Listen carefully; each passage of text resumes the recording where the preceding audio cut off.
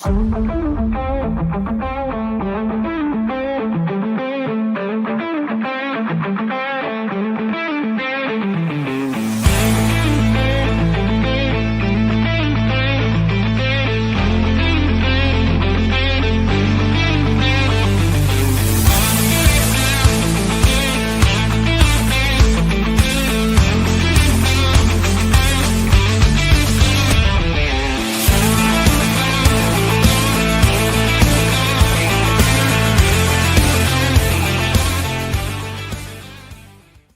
to another episode of the Fanzone podcast, your home for all things Bolton Wanderers, up the Trotters, the Northwest's #1 podcast.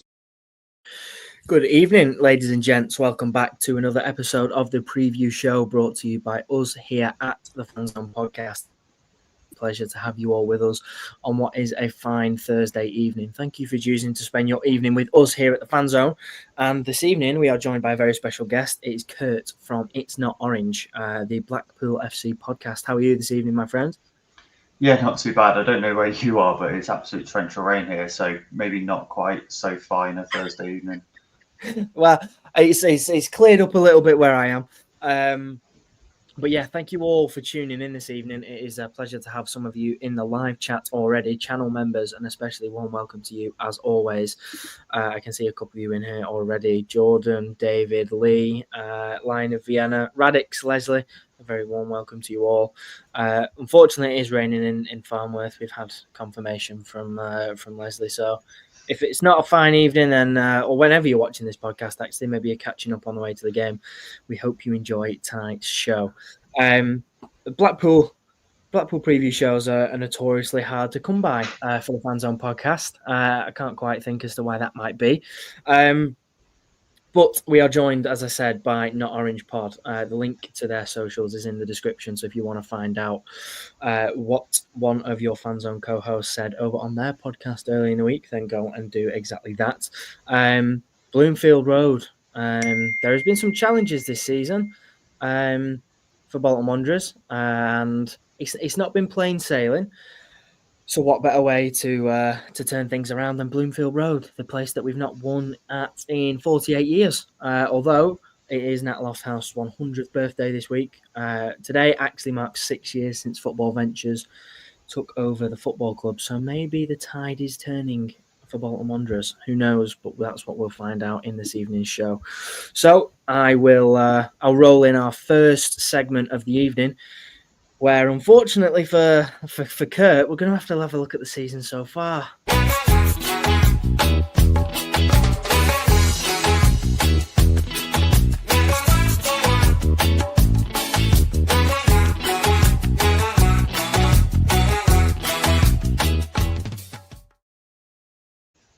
Now, we didn't put this music on especially for tonight's episode, but it did seem rather fitting.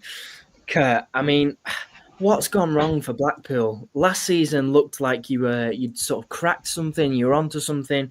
Obviously, Steve Bruce came in September 24. He sort of tightened you up. Yeah, 9th place finish. The playoffs didn't seem too far out of the question and certainly seemed like they were on the cards this season. Now, all hope is not lost. I'm sure you will maybe agree. But what's happened? Yeah, Blackpool fans are screaming out for us to spend a bit of money. You know, we lost Rob Apter, Sonny Carey, Carl Joseph last January. You know, owner, we wanted him to splash a bit, and he's done that pre-season. And you look at our pre-season, we've got George Honeyman in, all these sorts of players, and probably the most optimistic I've been before the start of the season for quite a while. And then the games have come along, and it looks an absolute disaster show, to be honest. And you say that I might be a bit positive, I'm going to be really negative because it hasn't looked like we're getting any better in any of those games. You know, the Huddersfield games are a massive it's just the only game where we've looked like a competitive League One team. In the rest of them, it's been a bit of a disaster, to be honest. Very dysfunctional, very no structure to it. Players playing out of form, low confidence. It's, you know, if you're going to play us and try and break a 40-odd year record, this weekend is probably it, to be honest. Yeah, I mean, I seem to remember a similar conversation that we had. We were playing Wigan, and We haven't beaten them in a little while either. Safe to say it didn't quite go to plan. Thankfully, the away day with Farino's last minute winner did. But I don't think anything can be drawn from teams' previous form when Wanderers are concerned. But yeah, things just haven't really cracked up for what you expected from Blackpool this season. I think a lot of fans, I know when we did our league predictions, they were definitely in the shouts for the playoffs. I think I predicted them to narrowly miss out. I think a couple of the other co-hosts had them pretty firmly in those spots, though. What is it, do you think, that's needs to change? Huddersfield looked like it could have been a turning point, but no goals in your last two. It doesn't really make for great reading, does it? No, and I think this team seems to enjoy playing the better sides. When you look at who we've played, Mansfield, and by better sides, I mean better footballing sides that like to get it down and pass it around a little bit. Mansfield, Stevenage, we lost Port Vale in the cup. Plymouth, very, very low on confidence, lost 4 in a row. They looked very, very poor for the first half an hour, even though they were a little bit on top. But they were making some really simple mistakes. Then we play against Huddersfield that have invested quite well, probably top 3, top 4 team this season, and we look well up for it. We seem to struggle against the teams that you probably expect to get a result against. How we change things, it's probably starting to point towards the manager. If we lose this weekend, we've got Northampton away after that again, and another one of those sides that are tricky to play against. And I think part of what I've seen as a bit of a theme is when you play at League One, you have to be up for the battle and you have to be committed. Yeah. And if you're not committed and you're not up for the battle, you're going to lose to a lot of sides because your quality comes through after you get stuck in. So the manager has to be looked at that stage because he's been given all the resources and he's just not, picking players in the right positions. We played 4-4-2 or, variation of it. And we had 2 right backs on the bench. We played a centre midfielder at right back. Immediately the balance is wrong. So there's some very, very obvious decisions in terms of players in certain positions and substitutes. He's so slow to make a sub. Nothing. We had 1 shot on target in 70 minutes and hadn't made a sub yet. He's just really struggling, and I didn't expect that from him because last season, like you said earlier on, he seemed to make the obvious decisions all the time and drop the obvious players and pick the obvious players, whereas this season is complete role reversal, to be honest. It sounds remarkably similar to a certain someone's tenure at Bolton Wanderers towards the end of his time here in terms of substitutions coming at the wrong time, obvious decisions seemingly being made wrong. Do you think, from where I'm sat, I mean, obviously speaking about Ian Evatt towards his the end of his time with us, it felt a little bit like he was trying too hard to solve the problem, and sometimes it just needs taking back to basics. And when you look at a manager like Steve Bruce, it's not like he's lacking experience and hasn't walked this path before. Do you reckon it might be a little bit of trying too much to get things right? Yeah, I think he really enjoyed his first year with us, and I think he's made him care too much. And sometimes when you care too much and you're so desperate for success, you don't make the right decisions because you're so emotionally invested. I won't have any bad words said about Ian Evatt, though. He's probably not the right place to be saying that, but he's an absolute hero at Blackpool, obviously. But yeah, I think there's this thing with managers, and we saw it with Neil Critchley, is that they get to a certain place and they're like, right, we're going to play this structure and we're going to continue to pass the ball aimlessly and we're going to continue to do the same things with the same personnel. And you do it for 6-7 games and expect the same results. And football doesn't work like that. You have to change things up for different teams, and you come across different types of teams with different types of players, different structures. He needs to freshen it up. And this weekend, again, it's a pressure fixture because, like I said, you don't beat us in the modern era. You don't beat us at Bloomfield Road. And does he want to be that statistic where you've come along and had an easy ride? Because the way that I saw against Plymouth and against Mansfield and against Exeter, you'll have an absolute field day if you're on it. So, he has to change personnel at the weekend, and he has to maybe change structure a little bit and just throw the the 4-4-2 obsession that he's got out the window a little bit. Yeah, not too many bad words to be said about Ian Evatt, although maybe after this weekend he might become a little bit more prominent face at Blackpool if there's a vacancy going spare. Maybe I'd have him on my list. He'd be below someone like Richard Wellens, that's for sure. And I dislike Richard Wellens massively for his the way he behaved when he left Blackpool. But I think as a manager, if you're going to go for someone, he's probably someone that I'd go for. But Ian Evatt would be on the list because obviously he's out of a job when there's an affiliation with the club. And Bruce, for me, he's got 2 or 3 games to save his job, because you can't be 14, 15 points away from the playoffs by October. That's ridiculous, especially for a team that I'd like to see Blackpool at some stage within my life go up automatically. I'm fed up with the stress of the playoffs. Yeah, the playoffs are not friends of Bolton fans either. We'll move on, and we'll get a statistical preview from our resident Statman. I hope he's watching this evening. Statman, this one's for you.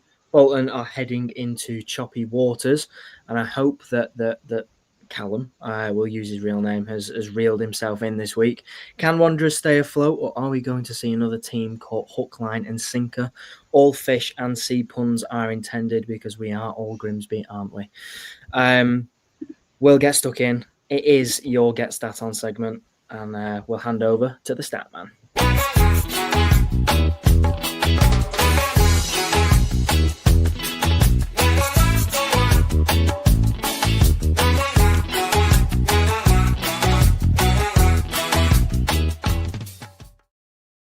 Welcome back to my segment of the Fanzone preview, because of course we are previewing the weekend's game against Blackpool. And now, put simply, this is a must-win game, because they have not had a good start to the season in the slightest. Apologies, Blackpool fans, if you're watching, but you know it's true. They've lost 4 games in the league, and they lost in the cup as well. Conceded 12 goals in the league. They are a little bit dodgy at the back, which is interesting. But we're going to come on to it in a little second. They've conceded 3 more goals than their expected goals suggest that they should have. And I know we can all have a bit of a beef with XG. You know, it's a bit, but when you're conceding 3 more than you should have, it's not ideal, is it? Let's put it that way. Now, they are among the lowest teams in the division for successful tackles per match. But they're among the best for interceptions. And you may be saying, Statman, what does that mean? Come on, what does it matter? Here's why it matters. Because if you can tackle, someone's dribbling at you, put a tackle in, sorted. However, they can't tackle. So, plan of action, since they're good at interceptions as well, get the ball wide to Cozy Dewberry or Sissoko or Gale or whoever's playing on wing, and give them ball and let them run at the fullback. I want to see the wingers with completely white boots by the end of the game, because they've stretched the pitch that much that they've just been stood on the painted lines all game. Literally, get the ball, run. Don't even look backwards, just run. Okay? Because the fullbacks will absolutely... I can't say what I want to say, because this is, of course, a family-friendly show, but I think you understand what I'm getting at. Now, they do look to sit in a 4-4-2 block, similarly to yourselves. However, I've got a plan, so make sure you're watching, Steve. Right, so hopefully, should be on the screen. And now you may remember this setup here from the last show that I was on, where I was saying Conway has got in this zone here, because what actually happens is Conway's over there and Randall's over there. And put simply, where is the man over here? Look at the space. There's nobody within the same postcode as Cozy Dewberry when you're playing like that. So, this is how it should be going forward. But I'm here to say it's not how it should be in this game. You may be thinking, Statman, what do you mean? You've just told us we should be playing like this. I'm like, yeah, I have, but hang on. So for me, because they're going to sit so deep, this is what you do. And you, again, this is ballsy, but you should be absolutely dominating them. And yeah, anyway, maybe it's not Morley and Sheehan. I should say that now. But this is what I'm doing.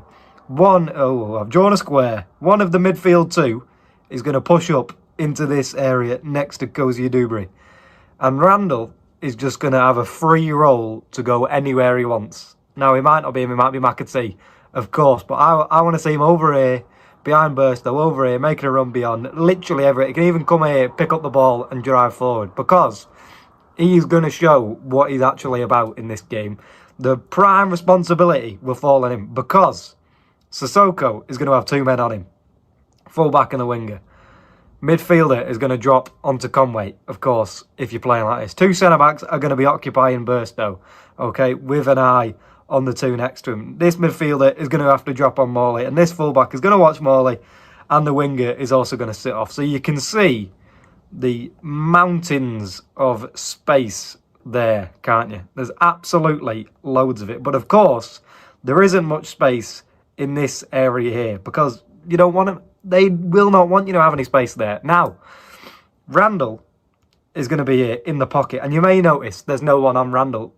So, if a midfielder steps onto him, that means a centre-half has to come out to Morley. And they're effectively playing man-for-man across the back line. And that does not work, put simply.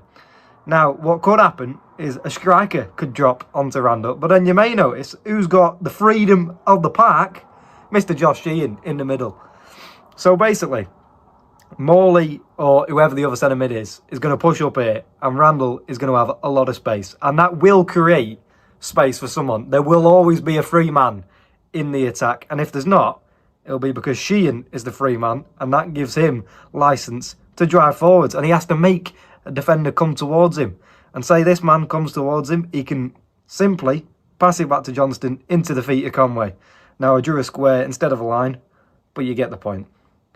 There will always be space in this game if you play that system that I'm telling you to. And you may not, because who listens to me? I'm just a bit of an idiot, aren't I? But anyway, so we've talked about Blackpool defensively. Let's have a look at the attack, shall we? They have scored 6 goals this season. Going to be a little bit of a danger going forward, which is obviously not what you want to hear.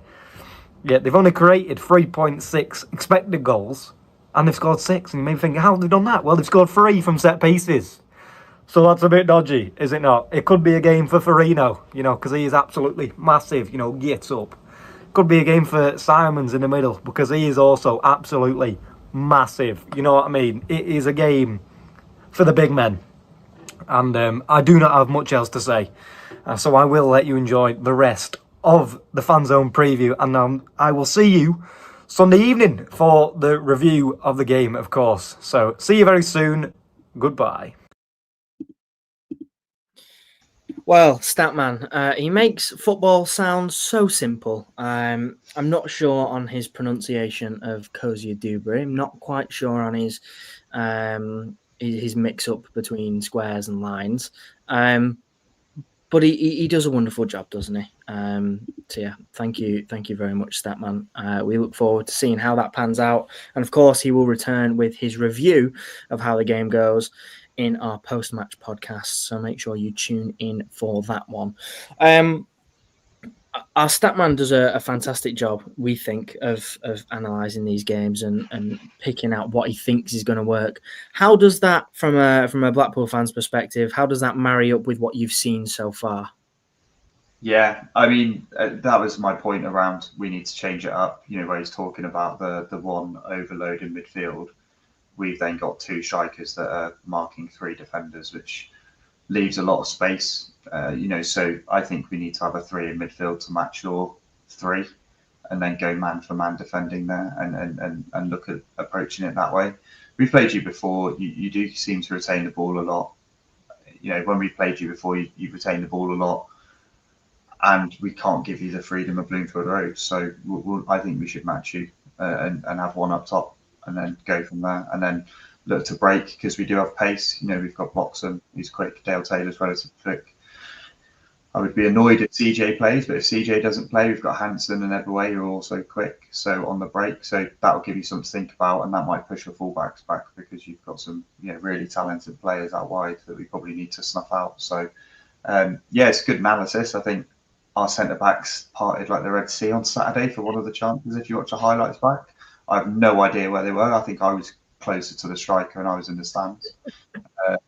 And fortunately, the keeper made a great save, and then Plymouth's very over-expensive striker managed to flash it wide. So, it'll be an interesting afternoon. I would rather match you than go down the 4-4-2 route. It certainly is making up for an interesting afternoon. And on that note, what is also interesting, who's going to be on that field come the weekend? We'll get stuck into our injury update and team news section.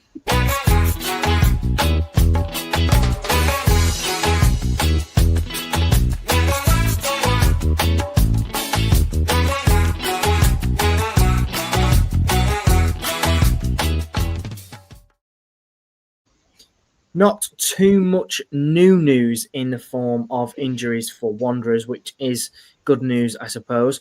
Dempsey is looking like he's going to be around 6 weeks away. He had his first session, which was non-contact since being out with a nasty niggling injury that seems to have been coming up and keeping him out for a little while, much longer than I'm sure he would have liked, and we as fans would have all liked as well. Jordi Osei-Tutu is suffering with a hamstring issue. The timeline on that is unconfirmed. We've not had much more details. I think we'll know the full extent of that injury early next week. But it will be a shame to see him on the sidelines. Macca's absence from the Lincoln squad was a tactical decision. So he may well be back in the fold for Blackpool, but no new injury updates there. Obviously, Dalby came on and probably wasn't his most impressive cameo, but it was a cameo all the same, and it was good to see him back. Richard Taylor also back in the fold as well. So bodies coming back for Wanderers, and that rhythm I think that we've lacked because of players being out and not having a full pre-season. We can hopefully start to see that come back. But over in Blackpool, the headline is Niall Ennis won't be playing in this game after he picked up a red card and got himself hefty suspension, so he won't be available for this one, which is absolute music, I'm sure, to all of our ears. Kurt, not so much for you. He's been the star of the show so far, hasn't he? Yeah, I was going to say that. I know we talk about injuries, but in terms of suspension, that's probably bigger than any of the injuries that we've got at the minute. He's come back this season and looked really fit. Last year, he looked like he was carrying a little bit of timber, and where he maybe hadn't had as much game time at Stoke, and he's come back on it, fast, quick, aggressive, in the right place. Scored a lovely goal where he ran at the defence from basically the halfway line. He scuffed the shot, but it went in. Massive miss. I still think it was a yellow card, the tackle. It's very annoying, but once it's been given a red, you're never going to appeal it. In terms of others, we've got Fraser Horsfall out, who we took from Stockport, who was their captain, who we've got high hopes for. We have got some coming back from injury, so Fletcher might make the bench on Saturday, because without him, we don't really have another striker on the bench, and it'll be Dale Taylor probably up front. And Danny Imre is coming back from injury as well, so he got injured in pre-season. He's an exciting right back from Crystal Palace, and hopefully we'll have a right back on Saturday rather than a right centre mid. So he'll be able to provide a bit of balance, and he looks aggressive and willing to get up the pitch. So it's something that we need, is a bit of attitude and a bit of someone willing to travel with the ball. So outside of that, I think we're okay injury wise. There's not that I've heard of anyway. Yep. For Wanderers, David, you mentioned in the chat there, Will Forrester. He did give a bit of an update in the pre-match show that Wanderers did with Lincoln. I'm unsure as to what the timeline is for his return to the squad as well, but hopefully sooner rather than later, because we are a bit thin on the ground in those central defender spots, especially with Richard Taylor only just coming back. And being more sort of suited to the left, it seems, or favoured that way from Schumacher. But all we can hope is that whoever turns out on Saturday is good enough to get the job done, because getting the job done has been a long time coming for Wanderers this season. It feels like we've just not quite been at the races in a couple of games, and we all have our thoughts and our ideas on why that is, but something that might crop up in the next segment, which is Player Swap. Get your comments in as we go through. Let us know who you would take from Blackpool FC and slot into the Wanderers side. And Kurt here is going to do the same for Blackpool. So without further ado, it's Player Swap.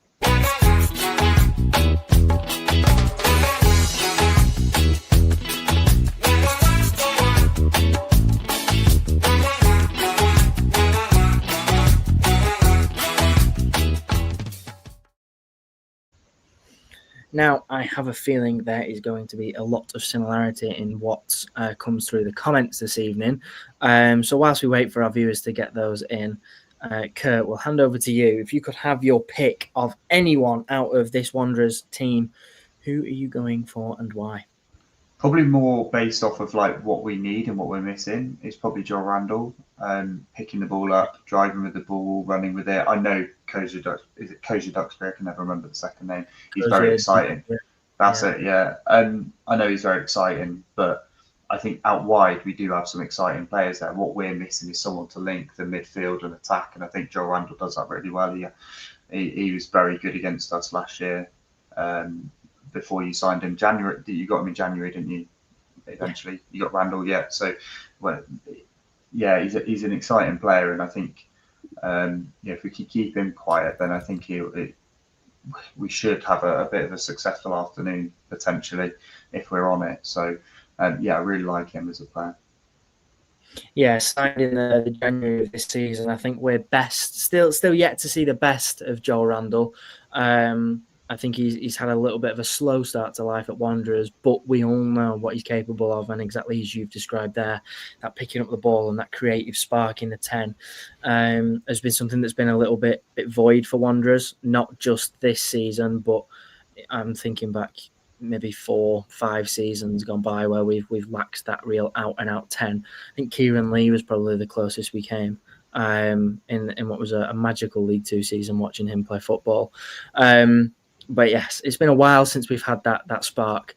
From Wanderers camp, it's difficult, in all honesty, to look away from Niall Ennis. It feels like he would be the natural choice. We've struggled in front of goal, in all honesty, this season. We've really, really not been at the races in terms of getting shots on target, and well, Niall Ennis certainly doesn't look like he's had a problem doing that so far. Obviously, 3 goals in the 3 games that he's played. It's difficult to look past that. I think he's come back sharper. You mentioned, obviously, he had a loan spell with you last season, but 7 goals in 19 games for him there. It looks like he's on for a flyer this season, and so for me, it's difficult to choose anybody other than Niall Ennis. Will has mentioned a good shout though, which was a close second for me in Horsfall. What have you made of him since he arrived? Well, we saw him in the first league game, and from all reports, he was playing with an injury. So I think he's tried to play through that injury, and he just looks so off it. So we haven't seen him yet at all. I think there's potential for him to be back after the international break for Northampton. So I don't really have anything to say. He played the first game of the season. We looked very poor. Playing 3-5-2 randomly. Bearing in mind they play all pre-season 4-4-2, and every other game we played has been sort of variation of 4-4-2. So it'd be unfair to say anything, but we're desperate for him back because we've looked very, very dodgy defensively, and on corners and set pieces we look so poor. So I'm kind of glad you don't have Santos anymore, because he was a big unit, wasn't he? And he used to cause me all sorts of nightmares at corners. But any sort of good set piece delivery in the box, and our keeper and centre backs will struggle. That's somewhat reassuring because I mean we've seen a marked improvement from set pieces since Schumacher arrived, but that Horsfall signing was somewhat of a marquee, wasn't it? I remember seeing it at the time and putting him on a 4-year contract was somewhat of a statement of intent heading into this season. It's a shame that you've not managed to perhaps see the best of him. But who else should Wanderers be looking out for in terms of danger men come the weekend? I've really liked George Honeyman since he came. He's 100% there. He's been given captaincy recently. He gets around the place. He's not afraid to have a bit of a niggle at people as well. I wouldn't say he's the most creative, but he works hard. And then you've got Tom Bloxham, who he took from Shrewsbury last year. Apparently, we had been scouting him for ages and ages, and it had nothing to do with him tearing us apart on New Year's Day, and then suddenly 5 days later we signed him. I'm sure he did extensive research. Had nothing to do with the man of the match performance. But he's a box of tricks. If you give him too much space, he's deceptively quick. Actually, he's got that sort of turn of pace where the ball will be close to you, and all of a sudden, he's beating the man, and then he's beating the next man. He scored a wonderful goal at Exeter last season away from home on the break. So he's someone to watch because he's very quick. He's got a good finish on him. He needs to build on his first 6 months with us, where he was a bit injury prone. But yeah, he's very good. And then we've got some unknown quantities on the wings of Hansen from Birmingham and Ebaway from Palace that we signed. So we're still yet to see them start games or start league games. And then Dale Taylor, who we've just signed for what could be a record-breaking transfer fee for us.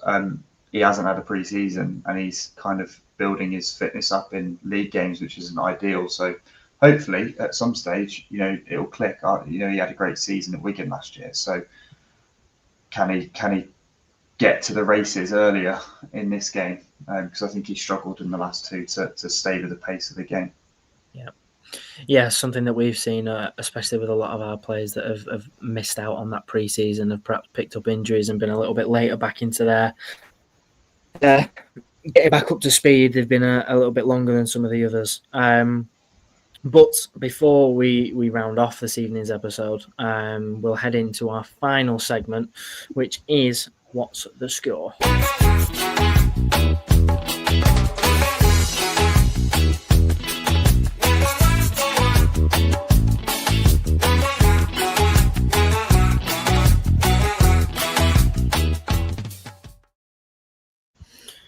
So, Wanderers fans, get your comments in the chat. Get your predictions in, and we will get some of them on screen and read out.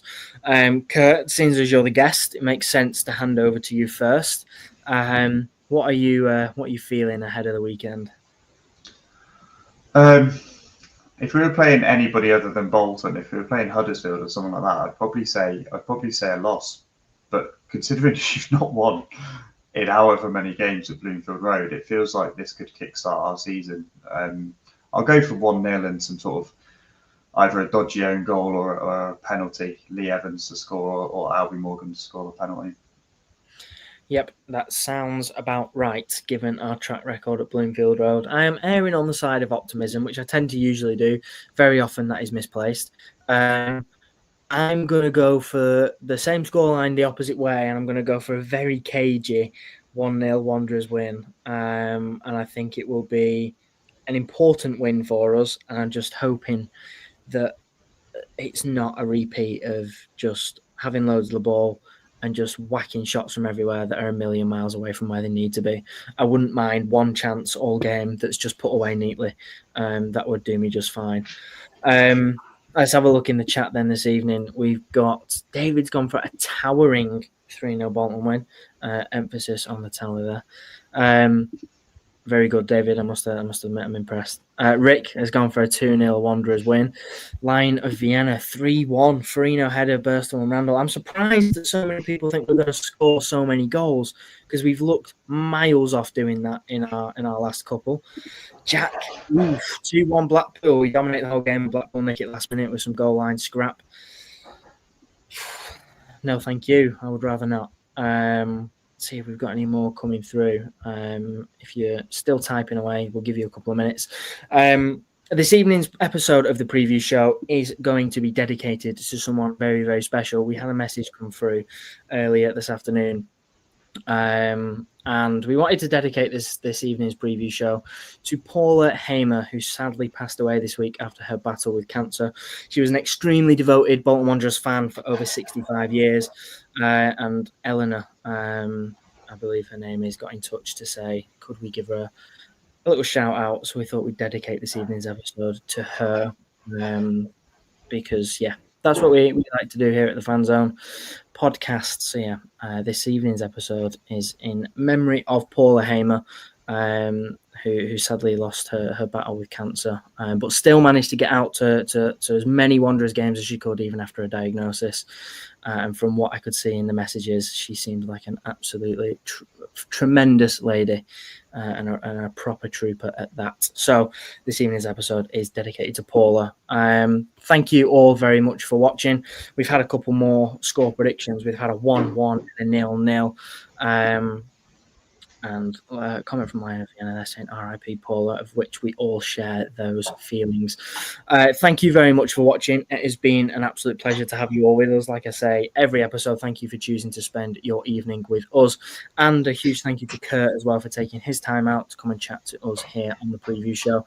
Like I said, if you want to find out any more about the Not Orange podcast and go and have a listen to their preview show, then you can do. Their links are in the description. But Kurt, thank you for joining us this evening, mate. No, thanks a lot. Hopefully you don't enjoy your visit to Blackpool apart from the attractions and amusements. And hopefully the weather's better than it is at the minute. And you, don't take any points off us this weekend. But thanks for having me. Really enjoyed it.